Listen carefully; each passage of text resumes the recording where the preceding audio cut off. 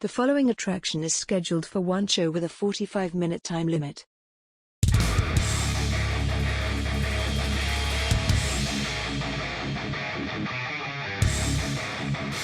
Ladies and gentlemen, the lean, mean wrestle talking machine is back. This is your weekly dose of wrestling from the boys at Wrestling with Egos. I am joined as ever by my good friends Patrick at Rant Mode on Twitter, and RJ on the other screen at RJEman with 2 N's. It's your boy Brian at BCrigo15 on Twitter.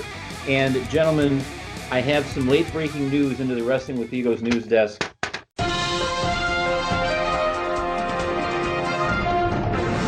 just been handed this important news item that I need to share with everyone. Are you aware that Cody cannot challenge for the AEW championship right now, or ever again? I mean, I was watching Dynamite this week, and gentlemen, I mean, that hearing that news item shook me to my core, because if I have to live in a world where Cody cannot challenge for the AEW heavyweight championship, I don't know if that's the world I want to live in. In all seriousness, though, welcome back to Wrestling with Egos, gentlemen. How goes it? It is a pleasure to talk wrestling with you this week and always. I feel that. We're off to a rousing beginning. Lots to unpack this week. I was trying to see how long I could go without actually saying a word, because as we all know, I talk way too damn much. So well, and congratulations on leaving me twisting in the wind. But we got a lot to get into this week. We're going to react to Money in the Bank. I have some theories about where we might be headed as long as the environment in the situation is where it's in with that. What do we think about who holds the briefcases now? We've got some news in the world of Becky Lynch, which we're going to get into. And then we are also going to impart our tag team Mount Rushmores on y'all. And anytime we start talking Mount Rushmores, it's guaranteed to set off some debate and conversation. We want you, yes, you out there in Wrestling with Egos land, to be part of that conversation. There's so many ways you can do that. You can email the show, wrestlingwithegos@gmail.com. You can hit us up on Twitter, which we've already given out our Twitter handles earlier in the show. You can still check out the Google repository, bit.ly/withegos, for all the previous week's homework assignments, previous episodes, and such. But I think a good place to start is with the Money in the Bank event that happened last Sunday. First of all, did all three of us actually watch it? yes, we did. Aren't you forgetting something? Like, for example, you have to repeat something that a nice British voice says at the beginning of the show. Do your best ring announcer. Oh, I'm probably going to mess this up now that you've... Look, damn it, if you're doing the intro, I get to at least do the second part for a change. Okay, I'm very sorry. This episode of Wrestling with Egos is scheduled for one show with a 45-minute time limit, which we will do our best to adhere to. Bullshit. And I'm very sorry for forgetting about that, but you should be. Horse's ass. All right. So back to the point that Brian was trying to make before I made him backpedal and do the damn show, right? Some co-host you are. Briefcases. Well, let's go ahead and get the easy one out of the way. Gee, I wonder what they're gonna do with the women's briefcase. Well, if you missed it this week, we all found out that that the women were not competing for a contract. They were actually competing for the Raw Women's Championship, which was in the briefcase.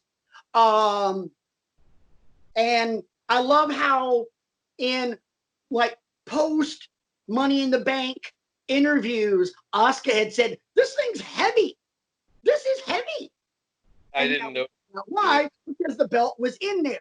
Why? Because Becky Lynch essentially surrendered the title because the man is about to be the mom.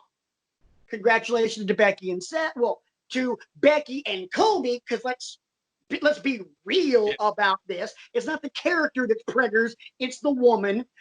It's not, it's not Becky Lynch and Seth Rollins, it's Rebecca Quinn and Kobe Lopez. Congrats to both of them. I think I read where Becky is due in December. That's what I saw. So, and I have to say, the way in which that all unfolded Monday, and actually front to back, Monday Night Raw, this past Monday, the episode itself was actually pretty good. Yeah. I will admit, I did not find myself fast forwarding quite so much, which is saying something. There was a lot to sink your teeth into. Yeah. A lot to react to, which I'll bring up something else about Raw here in a minute, because it kind of has to do with the Becky situation. Right. So my first general takeaway from that was I am thoroughly convinced, and you cannot convince me otherwise, Asuka had no idea what was going on except for the title. She knew that the title was in the briefcase, and she knew she was the champ. She did not know why. Right, for sure. For sure. So, because, Asuka's doing her Asuka thing. And then I'm going to go, you go be a warrior. I'm going to go be a mother. And literally, you just see in her eyes and her mind just hitting the brake. Just like, what? Yeah, for sure. It was such a great moment. Like, just oh God, yeah. A people moment, not even a wrestling moment. Like, it was just such a great people moment between Asuka and Becky in the ring. Right. And you don't get those very much in WWE. I mean, we got those. I mean, the only ones I can remember are, even though this was scripted, when Daniel Bryan took over Raw in Memphis, when Edge retired, when Daniel Bryan retired, when both of them came back at their own respective times. And this, even Maria Kanellis, who was about to get her butt kicked by somebody, was like, whoa, whoa, whoa, whoa, whoa. It was Becky. Becky was about to kick Maria Kanellis's butt and was like, whoa, whoa, whoa, whoa, whoa, I'm pregnant. Wait, what? Nobody reacted to that. Right. All I have to say is, if we did not have this COVID-19 thing going on, could you imagine the pop that would have got Monday night? Oh, hell yeah. That would have been a whole lot of this. Yep. Whole lot of it. But it was legitimately it was feel good. We had a show a couple weeks ago where it was we're going to just talk about feel good stuff. That would have made the list. Hardcore. Just boom. And I suppose I'll bring this up now since we're talking about Becky. I don't want to try to shoehorn it in later on. And Patrick, I know what you're going to tell me, that she plays the role of a heel, and this is heel tactics. But the comments from Shayna Baszler later on in the evening, rather unsettling, rather tone deaf. And I don't know if that was by design, or I don't know if it was just organic and stuff like that. I don't give a shit whether it was designed to be that way or it was, her playing a role, or if it was the way she really felt. That was some bullshit. And whether she was trying to be in character or not, the real Shayna Baszler should be fucking ashamed of herself. And even if somebody told her to tweet that, she should have had the good common sense God gave a dead horse to know, yeah, you don't tweet that. And that wasn't the only thing that was said on wrestling television this week that made me go, excuse me. And we'll get to that later on down the road. All right. Do we want to talk about the other briefcase? I do. All righty. So Wait, real quick. Rewind for about 30 seconds. One quick question. Right before Asuka grabbed the briefcase, why in the blue hell was Baron Corbin trying to stop her? Because he's a dumbass. Okay. Sorry. Sorry. Because this is my moment. Yeah, moving right along. So at the very end of it, we've got who's on the ladder? It's AJ and who? Was it Corbin? Corbin? I Because think he it was murdered AJ and everybody Corbin else. because by this point, Black and Mysterio are out of the equation. They've Murder. been, which subsequently returned the very next night. Right.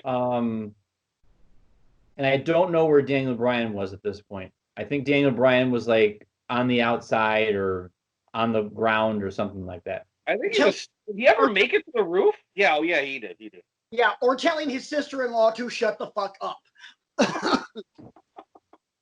Which she needs to do. Anyway, moving right along. So it's Corbin and it's AJ going for the briefcase. They unhook it together and they dropped it into the waiting arms of Otis. Otis has the Money in the Bank briefcase. I will leave it at that. RJ, I'm going to you last.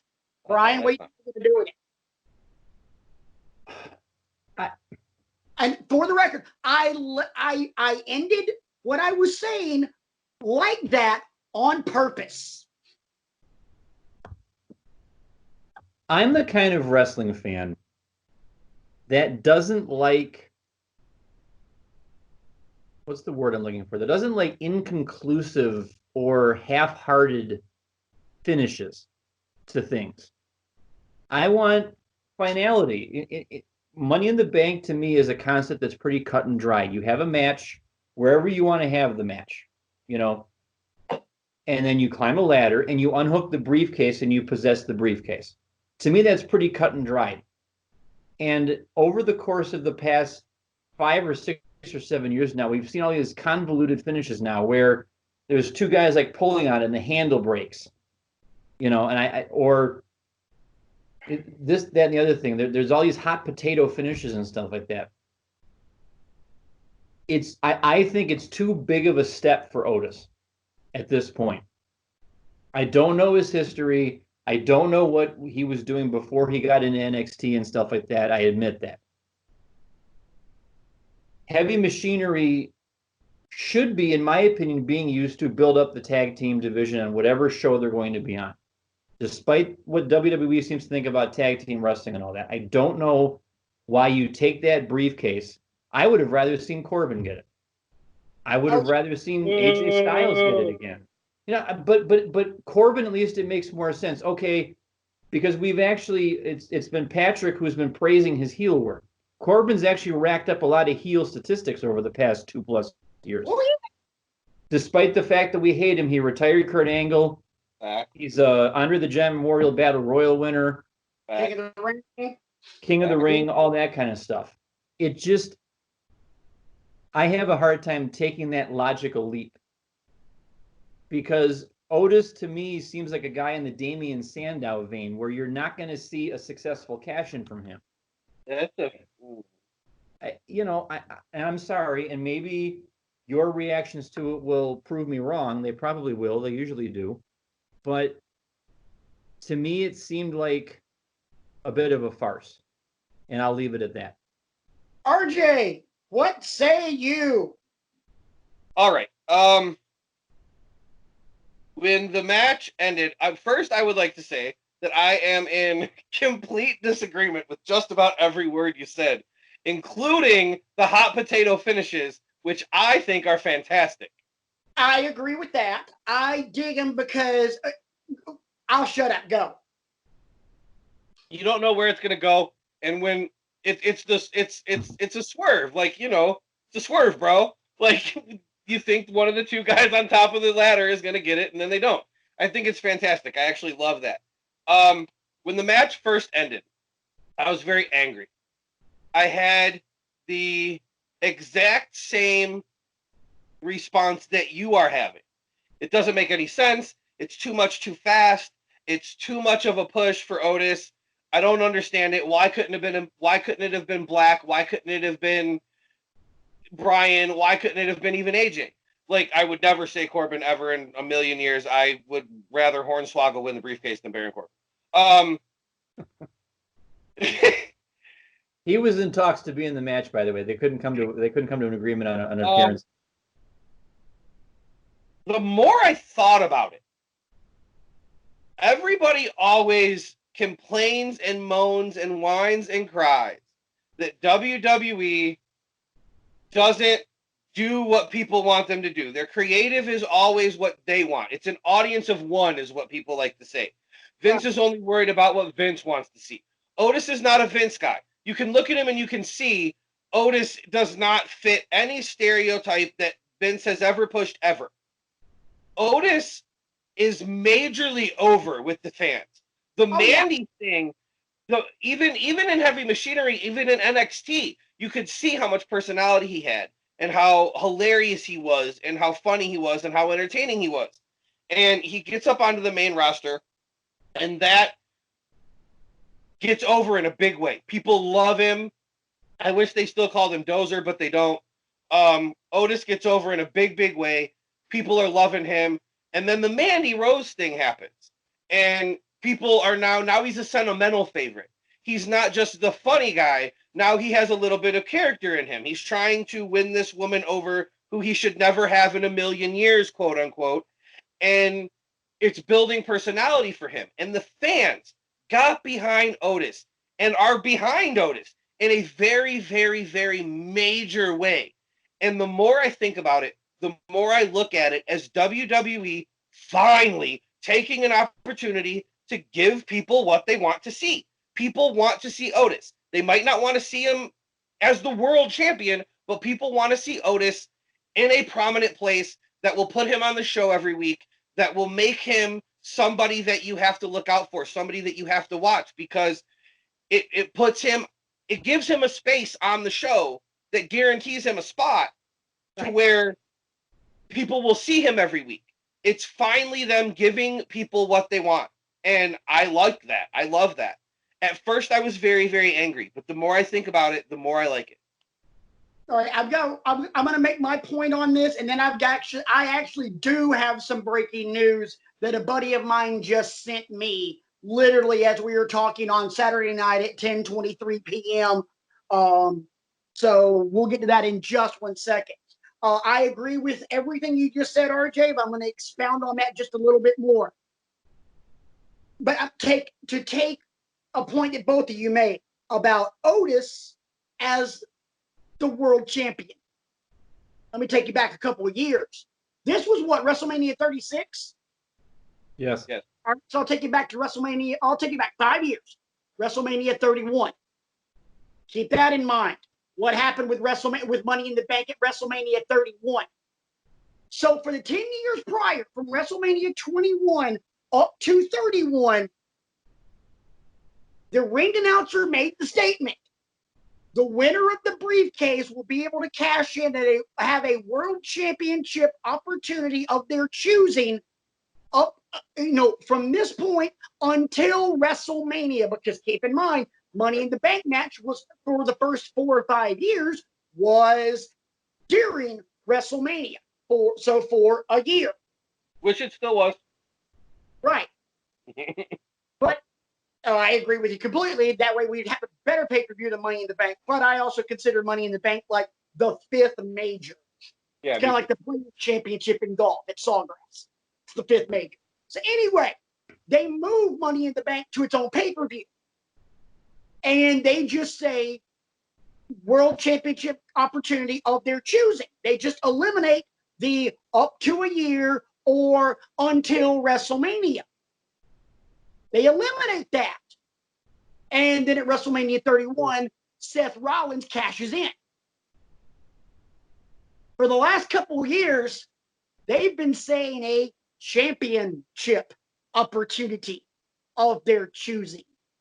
I have 2 theories, boys and girls. Number one,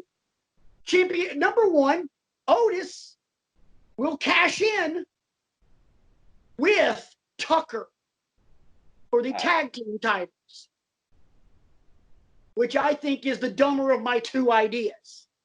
Why? Because that one's too easy. My other idea is Mandy is going to somehow sweet talk Otis into cashing his briefcase in for her. That's a good. Oh man, that's a good idea. Like that is a fantastic thought. Brian, let me ask you this: nobody, hey, both of you, WrestleMania 31. Did you see Seth Rollins coming? God, no. No. Okay. And you know how angry I was when he did. And you know how happy I was because I'm like, that's just freaking amazing. Yeah, it was the best Money in the Bank moment ever, for sure. Okay, think about this. If Otis cashes in the briefcase for Mandy, because it's a championship opportunity of the winner's choosing. Oh, for fuck's sake. Sorry. Okay, yes, it's Mandy. No, not a great wrestler, very easy on the eyes, kind of annoying to listen to. But I got it. Here we go. SummerSlam, Bayley and Sasha have an Iron Woman match for the championship, and Bayley retains, but she's got, she's clearly in no condition to wrestle anybody else, and out comes Mandy and Otis.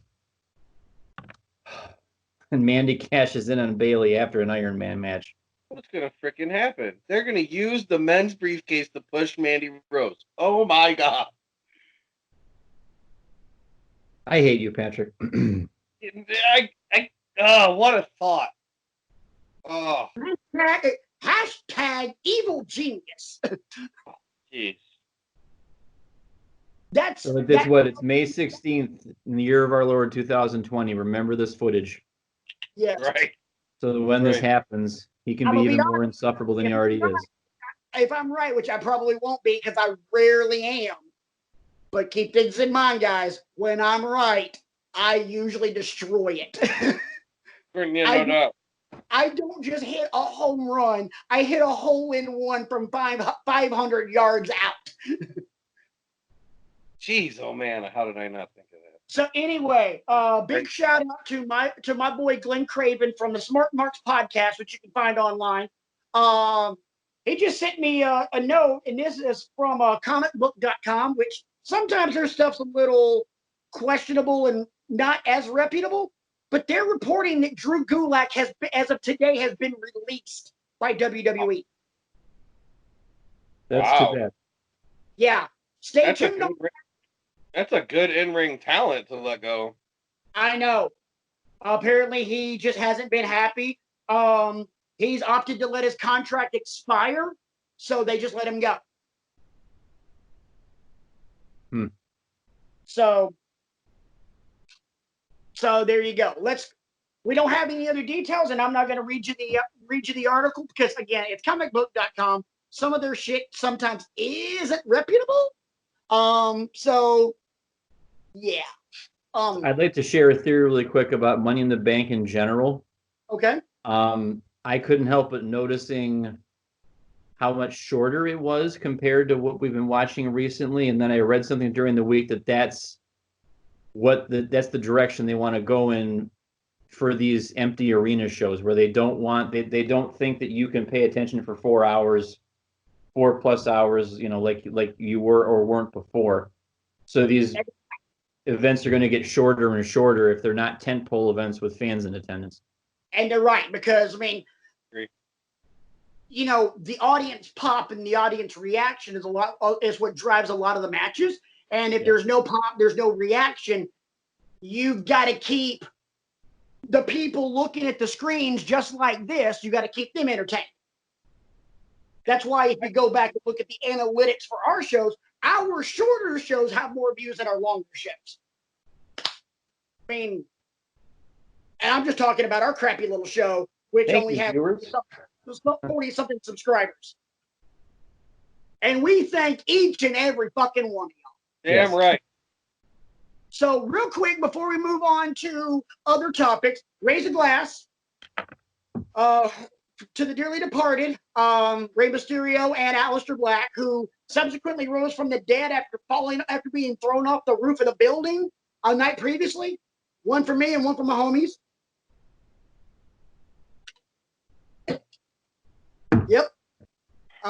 Sadly enough, only one of us is drinking alcohol, and it's the guy in the black shirt. And it's empty. What is your wine of choice there, RJ? Well, this one is actually my wife's that she just poured. It's just strawberry wine it's a Barefoot strawberry wine. It was free.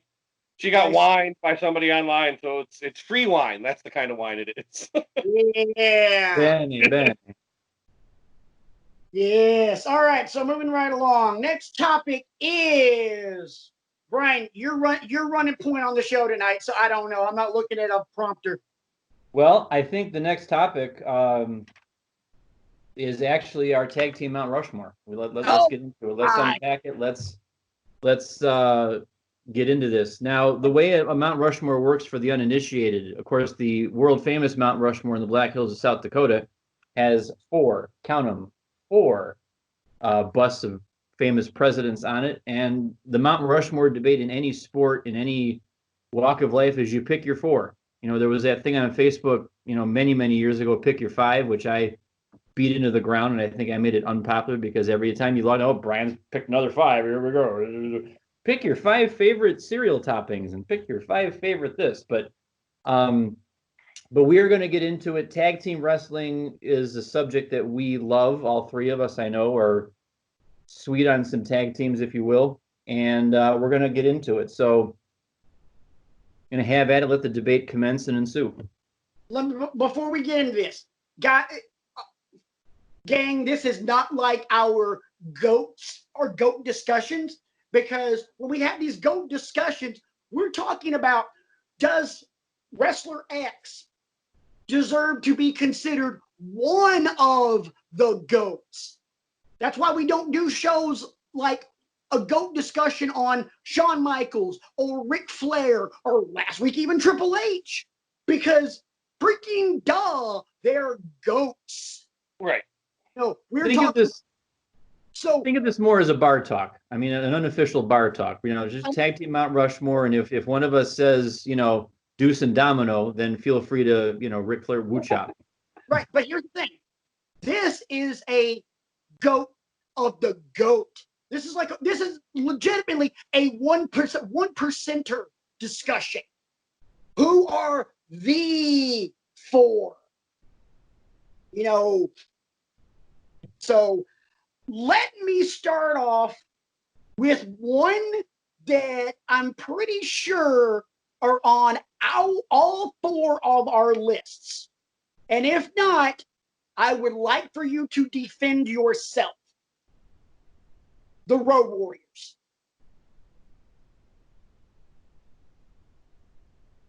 You sons of bitches. No, I'm actually watching Brian react as I sit here. The Road Warriors are for sure on my list. Okay, the Road Warriors are not on my list, and the reason that they are not on my list is I just plumb forgot them. I'm sorry, and that's the other risk you run when you do a Mount Rushmore discussion is somebody else says something and you slap your forehead. Well, how could I have forgotten them? But I have legitimate reasons for the four tag teams that I have, so I don't know that I could kick one of them off and put the Road Warriors on instead. Well, that's why we'll also do revisionist history when we're done with this. Okay, so RJ and I agree on Road Warriors. I'm going to try another one. The Dudleys.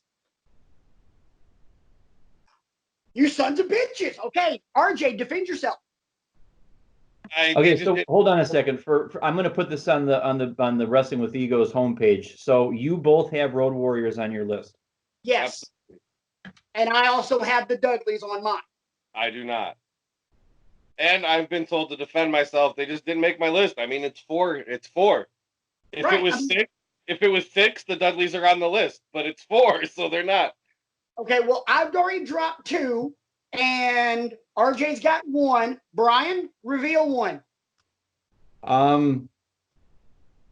You will be happy to know that Tully Blanchard and Arn Anderson are on my list because of the fact that they're both technicians, because of the fact that they were both one of the most popular factions in history, and because of the fact that they are both still involved in the business now.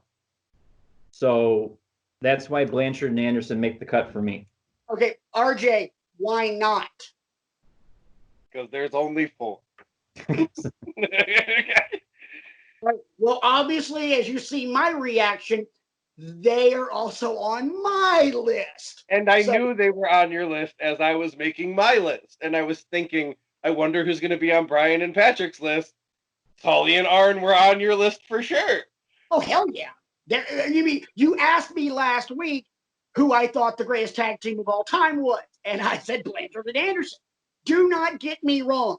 I know they are not nearly as decorated title-wise as the Road Warriors and the Dudleys.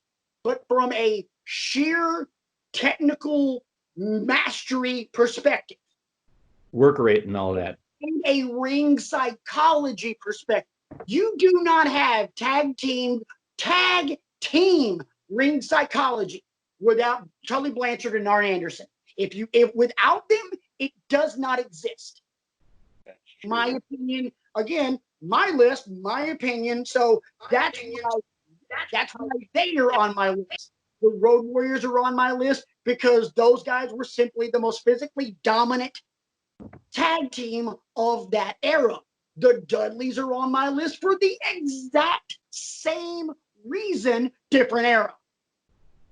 The Dudleys and the Road Warriors legitimately are interchangeable in their, in what they do into a different time frame. You could have put Devon and Bubba Ray into the 80s and they would have been the exact same thing. You could have taken Hawk and Animal and put them into 15 years ago, and Jesus Christ. So those are my 3, and that's why they're on my list. So we got one for Brian, we got one for RJ. RJ, how about another one for you? I mean, for me, the tag team Mount Rushmore conversation begins and ends with the pops behind my head. The first thing I wrote down was Young Bucks, was the first thing that I wrote down. And then I started thinking about the other ones. You can say what you want.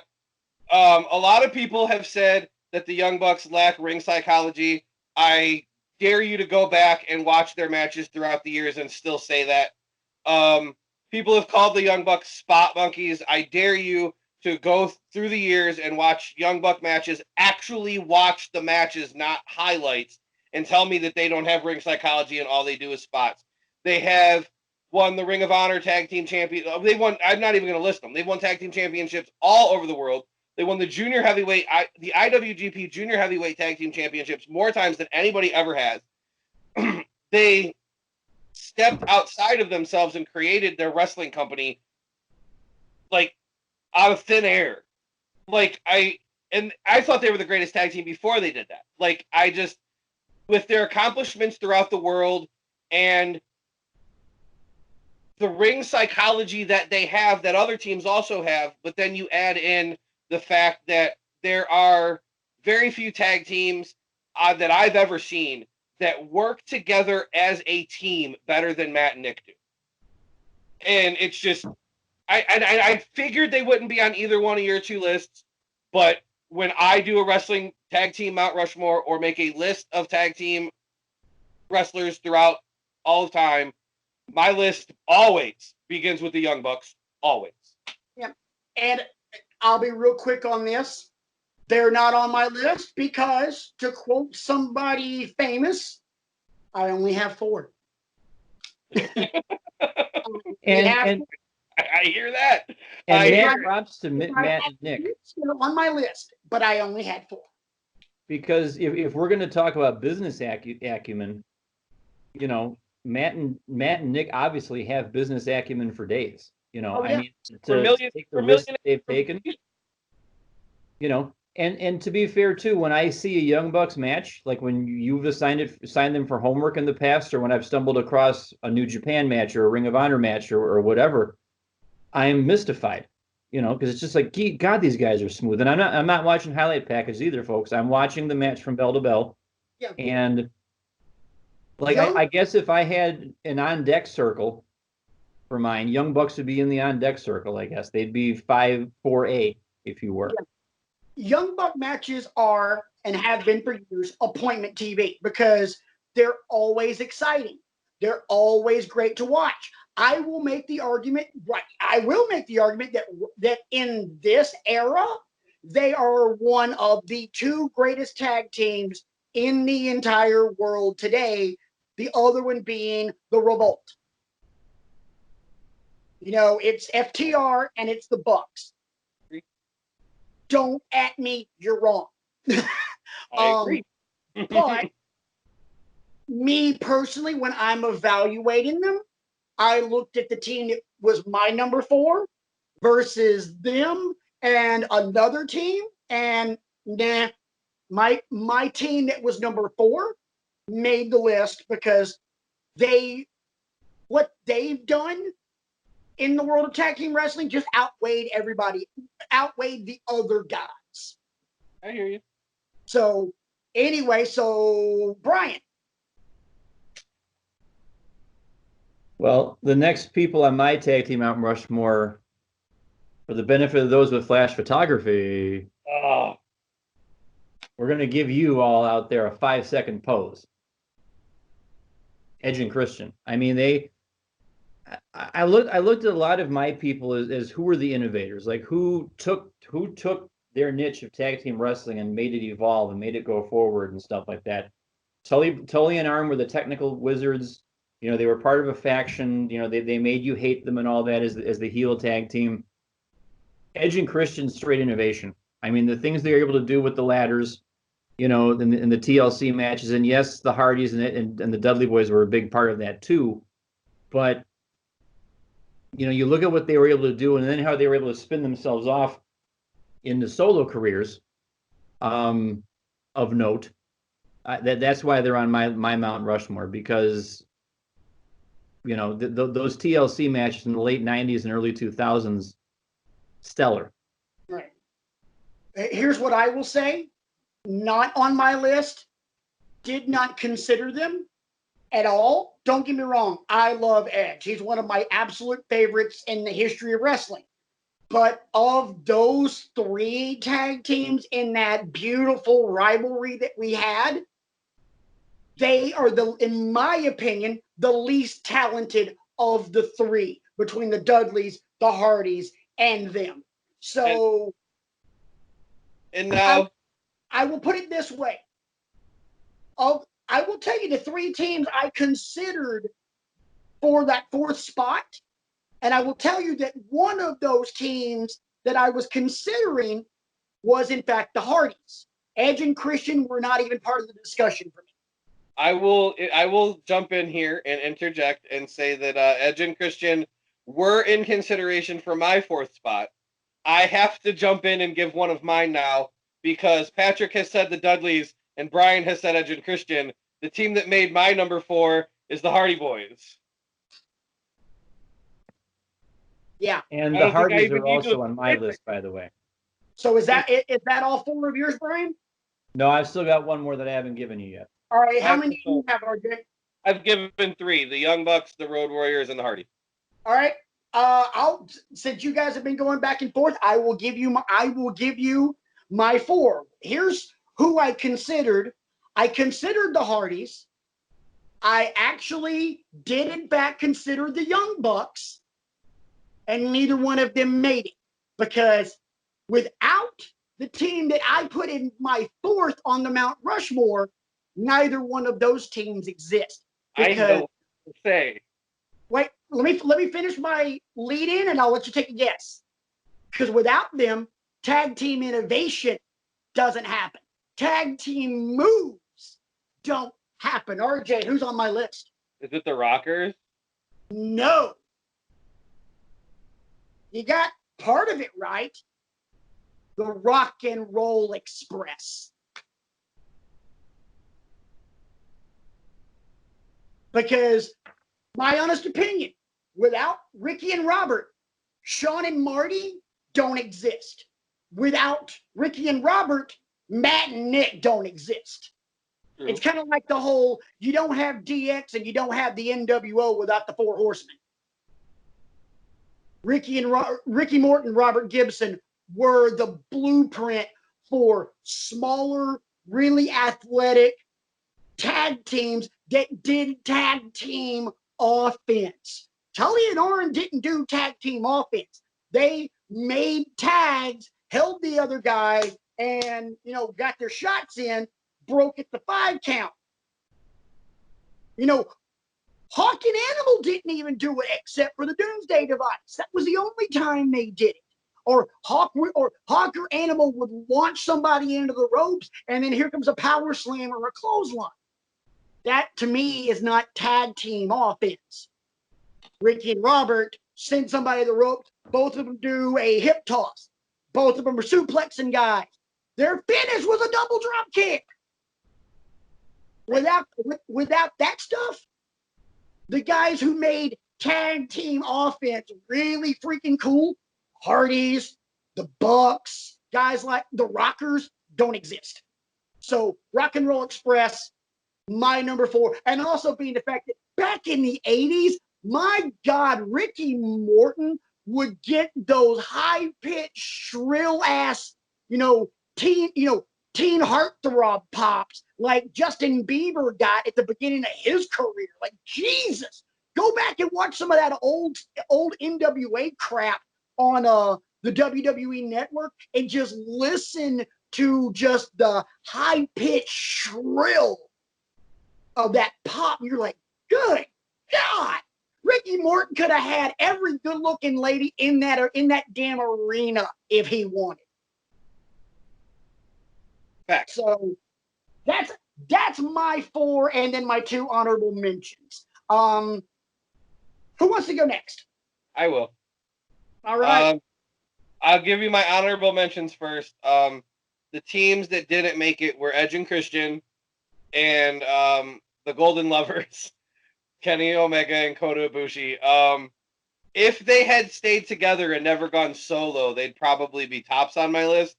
But the only reason that they're even considered is just because of how they're, it's so much to get into, but how much their story from when they first met each other and wrestled each other years and years and years ago to the point that we're at now, there's just so much that's gone on that it's just, the storytelling there is unbelievable, and I think they should be applauded for it, and so they were considered for my list.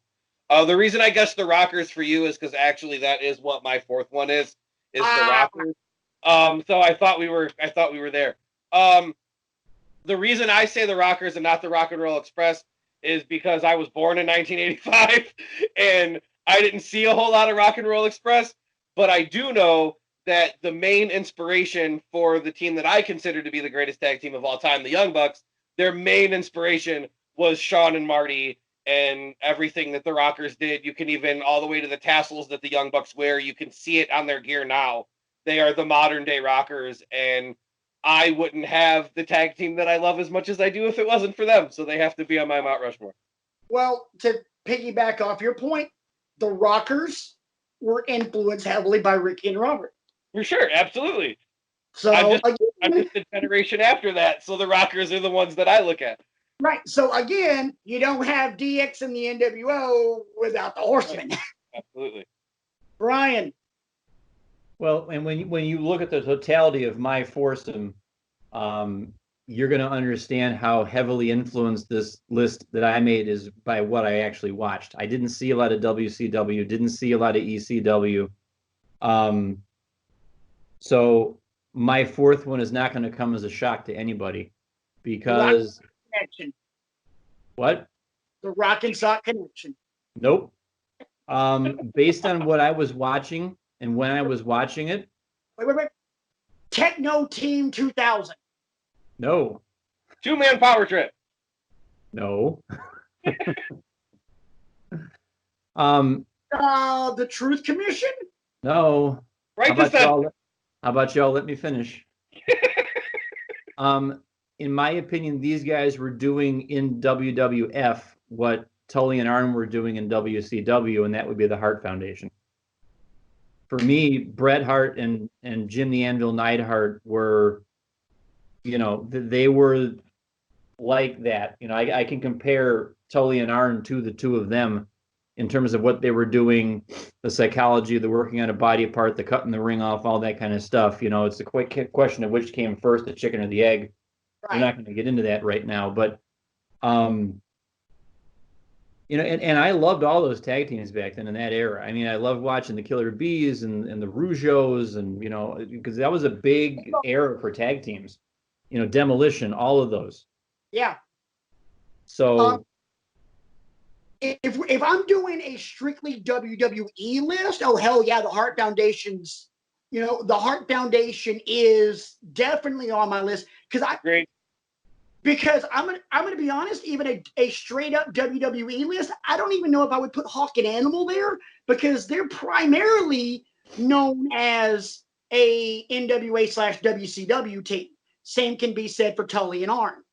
So for me, just real quickly, just off the top of my head, a straight up WWE Mount Rushmore for tag team would have been Hart Foundation, Hardys, Dudleys, and maybe New Day? Or no, I'm sorry, probably Rockers. No, it'd be Hart Foundation, British Bulldogs, Rockers, Dudleys. That's pretty fair. So as I said earlier, these lists will go up on the Google repository homepage for you all to check out and give us your thoughts and dish on that. Well, that was a nice discussion. I like that. Absolutely. That was a very good convo. I like that. Class, well, obviously, we're going to run late because we got less than 2 minutes to go. Screw y'all. Told you we were going to go over. We always do. You know what? Next week, I'm setting into a 55-minute time limit. That's probably more reasonable. Let's try and do that. Pass up your papers to the front. Professor Rent Mode has the floor. It is time for some homework. I do not remember the date because it's not right in front of me. I'm sure Brian has it. May 2nd, 2005. I told you Brian had it. Brian's always reliable about that. But it was a singles match between Shelton Benjamin and Shawn Michaels. And I did say, and I quote, yes, that Shawn Michaels Shelton Benjamin match. Yes, that finish. Guys, what'd you think? I came to a conclusion watching this match. This match was part of the Gold Rush tournament to declare a #1 contender for the WWE Championship, which was held at the time by Batista, because during this match they cut to their locker room and Batista's watching it on a old school 2002 era television. 90% of this match was Shelton Benjamin. Yeah. Shelton Benjamin showing off, Shelton Benjamin showing us his moveset, and Shawn Michaels having to react to the fact that Benjamin's bringing the offense to him. And if I were booking this match, Benjamin goes over because Benjamin does all the work. I mean, and this is, I get the finish, and we're gonna talk about that, and we're gonna unpack it all, and it's gonna be great. But I don't understand why, if it's Triple H versus whomever, or it's Shawn Michaels versus whomever, or it's, Batista versus whoever at this time, and it's always the established guy going over the new guy on the block. And I don't understand why that always had to be the case back then, because I think that's one of the criticisms of WWE in that time period was, it's the same 3 or 4 or 5 guys always winning, always in the, and you had all these other people bubbling under the surface like Shelton Benjamin that, just give him a win here and there. Have you met Vince McMahon? No, I have not. I'm sure he's a delight. But I mean, like, have you met him in terms of, do you know what this guy does in terms of I know that, but I was watching the match. I actually had to watch it twice because the first time I queued it up, I fell asleep halfway through it because it was really late at night at that point. It's not an indictment of the match or anything, but I watched it again, and I'm like, Sheldon is carrying this match. From the moment Shawn Michaels music hits, that he turns around, he's got that look in his face like, I'm wrestling Shawn. And then he breaks into a grin about it. It's like, I'm wrestling Shawn. And from the moment the bell hits, it's Shelton bringing it to Shawn and Shawn having to get in the ropes to break a hold or whatever, take it, powder out of the ring. And the there's two moments aside from the finish that I love from this match. 5 minutes in, Shawn actually hooks his feet under Benjamin's armpits and flips him over for a cover. And I thought that was really cool. I've never seen that before. And he actually got a 2 count out of it, which I thought was pretty cool. And one of the reasons I love Jim Ross on commentary, I heard him say this the first time I watched the match, and I wrote it down, when he's talking about the Gold Rush tournament. And I quote, "You must win or you lose." I got the pen, and I'm like, that's actually pretty good advice. I'm writing that down, Jim. You must win or you lose. Let's get that on the next Wrestling with Egos t-shirt we make. That sounds like a Booger McFarlane Monday Night Football-ism. Yeah. Like Yogi Berra. Damn. RJ, do you mind if I go? Yeah. Here's my take on this match. First off, I love this match. I think it's a very good match. But at the same time, every time I watch this match, I get madder and madder and madder. And here's why. Why, in the name of Zeus's asshole, do they not push Shelton freaking Benjamin through the damn roof? He was the single greatest athlete that WWE had at that point. He had a hell of a build. He was a good-looking dude. Great, great skill set. Great finish. That T-bone suplex, that really tight-ass power slam was just sick. He was a freakish athlete. I mean, you saw it during the match. He literally jumps from the mat to the top rope, jumps, turns, and clothesline Shawn. Mrs. Rant Modon is sitting on the couch and just goes, "Good God!" I'm like, who the hell is this guy? I'm like, Shelton Benjamin. She went, why have I never heard of him? And I'm sorry. I am sorry for what I'm about to say, but it's kind of the truth. I went, because he's black. That's why. He's black. I mean, how much longer after that match did it take for us to see a black man holding any world championship in WWE? Quite a long time. A long time, yeah. He had to become King Booker. Bobby Lashley had to go to ECW. I mean, Shelton Benjamin as a solo career, if you're doing a Mount Rushmore on the biggest waste of just pure talent, he's on that Mount Rushmore. We should do that. That's a fun one. Later on in the summer, Mount Rushmore of missed opportunities.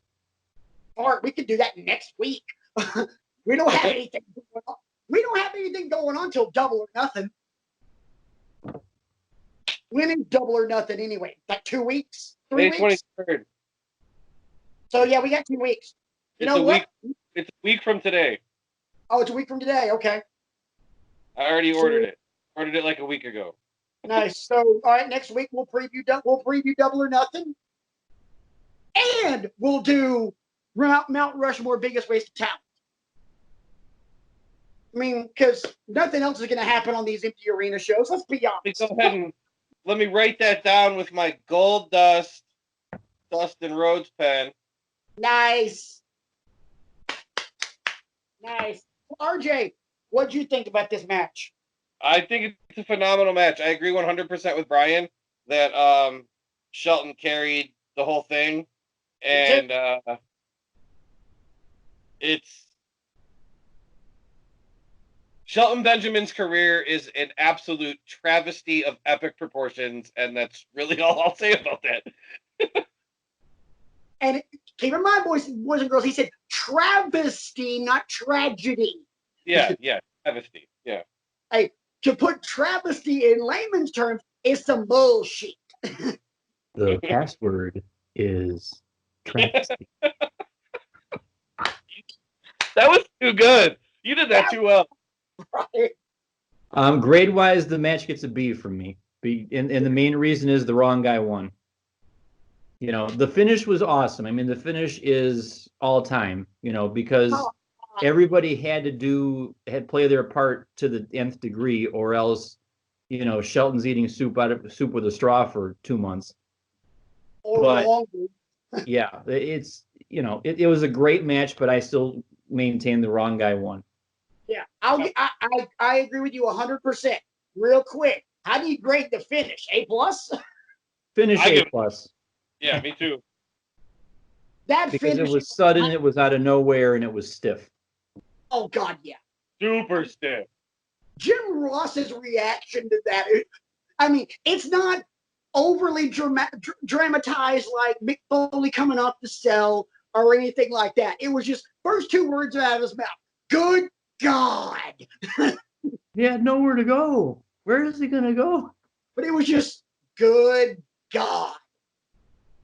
I mean, Mrs. Rant Modon sitting watching that and went, and it was just silence. And I'm just watching her. She's like, and yep. Did she ask you if he got up after that? She's like, but you okay? I'm like, yep, he was fine. He was fine. He was fine. She said, that looked horrible. And then we really paid attention to the replays. Sean got him. I don't know where, I couldn't tell where he got him, but Shelton is flying. And then all of a sudden, he turned and nothing has hit the mat. Right. So he's just like, oh, shit. RJ, I believe you're professor next week. Yeah. I'm just gonna do a match that's near and dear to my heart. It was Super Card of Honor, and like I said, I have Honor Club, so we're good. It's Super Card of Honor 12, and it's the Bullet Club Explodes match between Cody and Kenny Omega. Oh. Thank you. Love it. This is so good. And hit me up if you can't find it online. Hit me up for my Honor Club, and I'll hook you up. Oh, that was so good. I was there, by the way. Where was that? Sure. Huh? What? Where was that? New Orleans. Oh, okay. I couldn't remember. Well, as we do each and every week, and I'm not looking at you guys because I'm setting the timer.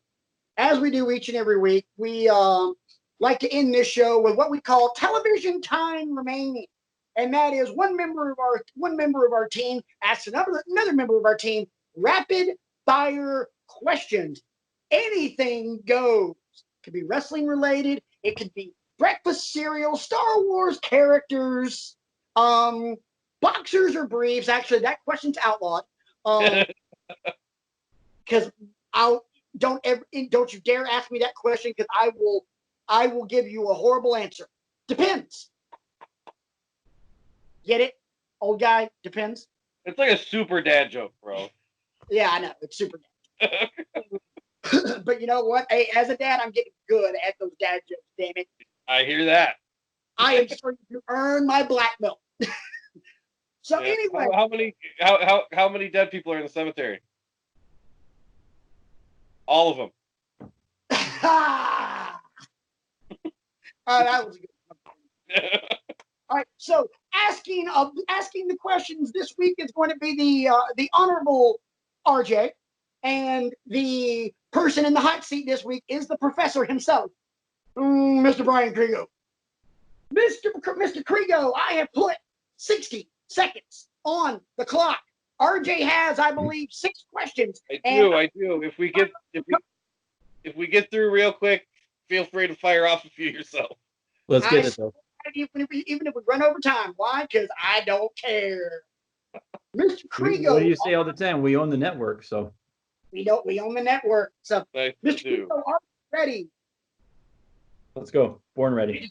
On the clock, and your time starts now. What is your favorite piece of furniture in your house? Favorite piece of furniture in my house? My bed. Sleep is good. Who is your favorite member of the elite? Ooh. Favorite member of the elite? Kenny. I've seen enough matches now to know that Kenny is the be-all, end-all. Good answer. Who's your favorite Cub now and all time? All-time Ryan Sandberg. Now would be Anthony Rizzo. Who is your all-time favorite New Orleans Saint? You can't say Drew Brees. Deuce McAllister. Good answer. Who's your all-time favorite member of the Boston Red Sox? I have about 120 of his baseball cards upstairs. Nomar Garciaparra. Yeah. And do you have a favorite memory of tailgating with me?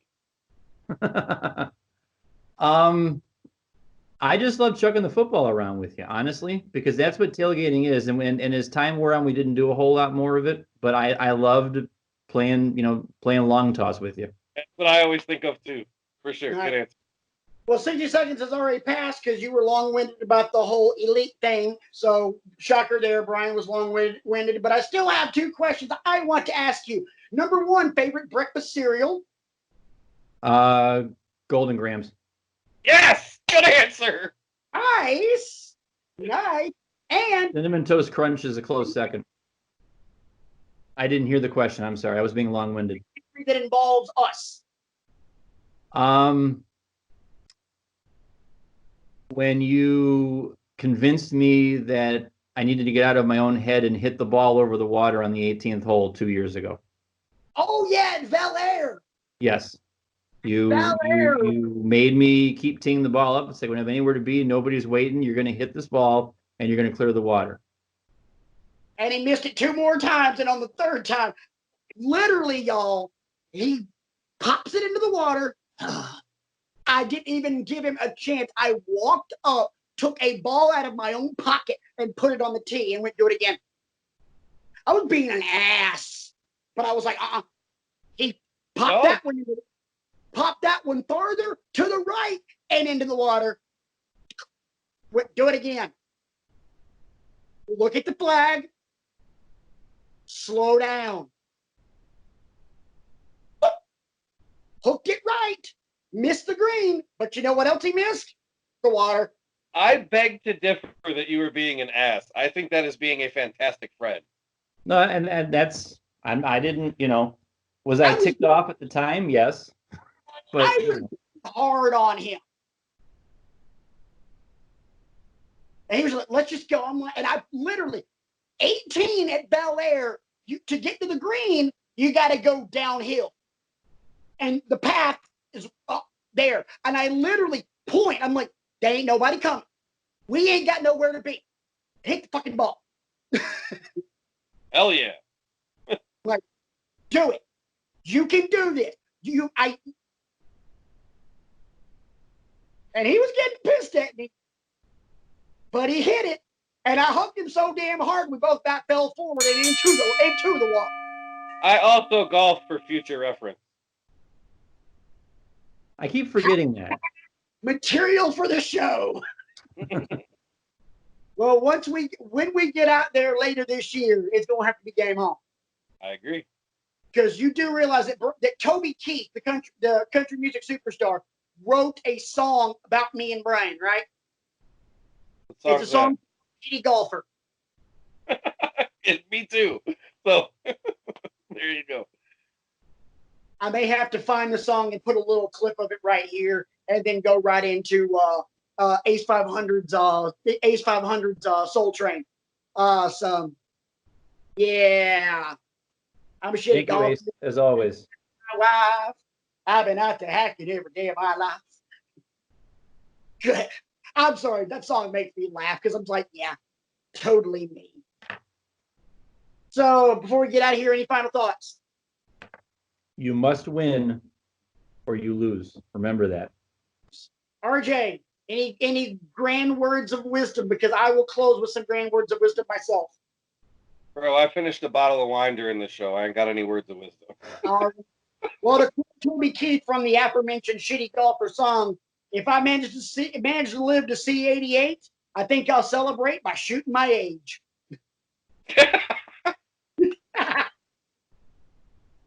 Good stuff. For all of us, we'll see you guys next week. Have a great week. Be safe out there. You know, thank a Wash your nurse, hands. doctor, thank a frontline worker. And if your state's opening up and restaurants are opening up, tip your fucking servers. Like hell, tip your fucking servers. You know why? They've been out of work for freaking months. And if you can't, don't go.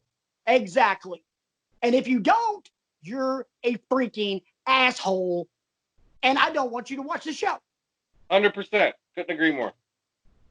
Bottom line, don't tweet me. Don't email the show. If you subscribe to this thing, unsubscribe. We don't want you. Block me on Twitter. Yep. You know what? Block us on Twitter, screenshot it, then email it to us, and then at wrestlingwithegos@gmail.com, and then unsubscribe from our channel if you're not going to tip your servers if your state has opened up. That's how serious I am about this shit. If the casinos are open and you go, you should tip the dealers too. Just saying. Oh, God, yes. It's been out of work too. Especially if your dealer just happens to be one of the guys on this show. Hey, I know you from Wrestling with Egos. Oh, awesome, sir. Blah, blah, blah. How are you liking our show? Oh, great. I'm out. You're blocked. First off, RJ might call you out on the show. I would for sure call you out. Okay. Then yes. And if he does that, then I got 3 words for you. Rant mode on.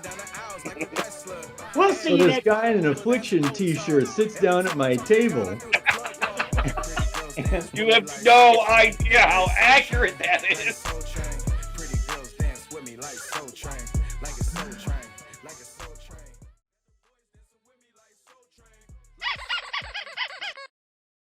Another satisfied customer.